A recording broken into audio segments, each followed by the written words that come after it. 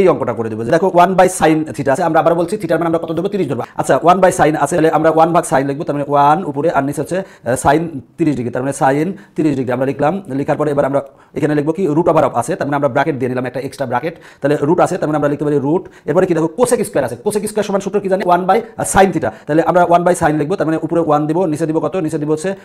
sin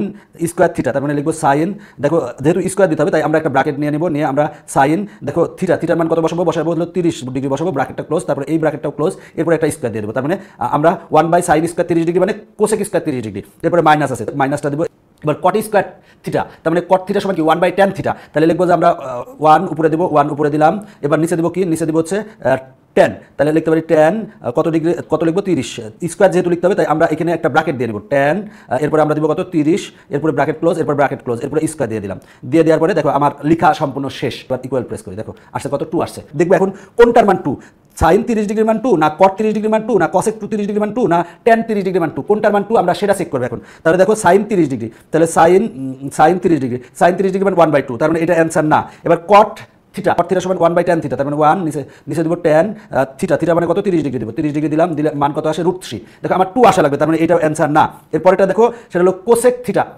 cosec theta সমান কি জানি আমরা বলতো, কোসেক থিটা সমান আমরা জানি 1/sin থিটা, তাহলে আমরা 1/sin 30 ডিগ্রির মান বের করব, 1/30, তার মানে sin 30 ডিগ্রির মান আমরা যদি বের করি, বের করলে কত আসে সেটা দেখি 2 আসছে, তার মানে গ অ্যান্সার। এরপরে যে অঙ্কগুলো আছে সবগুলো একই রকমের অঙ্ক, দেখো এই অঙ্কটা একই রকমের, এই অঙ্কটা একই রকমের, এই অঙ্কটা একই রকমের। 33 নাম্বার যে এমসিকিউটা আছে সেটা দেখবো। 1 + cot স্কয়ার a, আমরা এর মান কত ধরবো বলেছি 30 ডিগ্রি ধরবো, তাহলে লিখবো কি, লিখবো হচ্ছে 1 প্লাস, এবার দেখো cot স্কয়ার, এখানে কিন্তু আগেই আছে কিন্তু ভাগ আছে, তাহলে 1 + cot স্কয়ার, তার মানে 1 প্লাস দেখো cot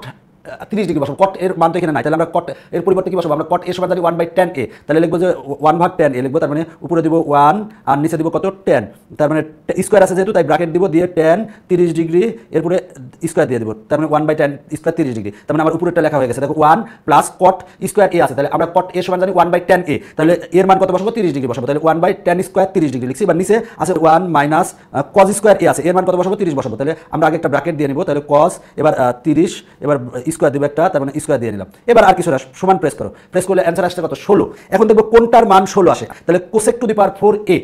এর মান কত বসাবো 30 বসাবো, তাহলে কোসেক সমান আমরা কি জানি 1/sin, তাহলে আমরা বের করবো কার 1 উপরে দিব আর নিচে দিব কি, নিচে দিব sin to the power 4a, কারণ এর মান কত 30, 4 আছে, তাহলে তার মানে আমরা ব্র্যাকেট দিয়ে নেব একটা, দিয়ে sin লিখবো, sin লিখলাম, এরপর আমরা 30 ডিগ্রি বসাবো আর এরপর পাওয়ার কত দিব 4 দিব, তার মানে এরপর পাওয়ার দিব হচ্ছে 4, পাওয়ার 4 দিব, দেখি এটার মান কত আসে, এটার মান 16 এসেছে, তার মানে অ্যান্সার হচ্ছে ক। দেখো তুমি এইভাবে কিন্তু সহজেই অ্যান্সার করতে পারবে। 34 নাম্বার দেখবো, তাহলে 34 নাম্বার দেখার জন্য উপরে কি দিব 1 + tan স্কয়ার আছে, তাহলে লিখবো কি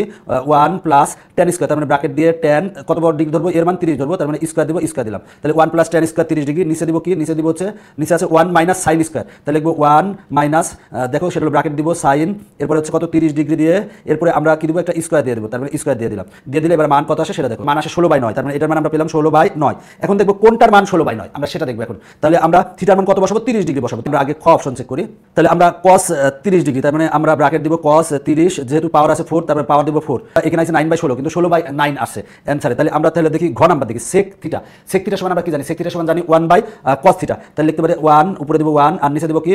cos, তার মানে cos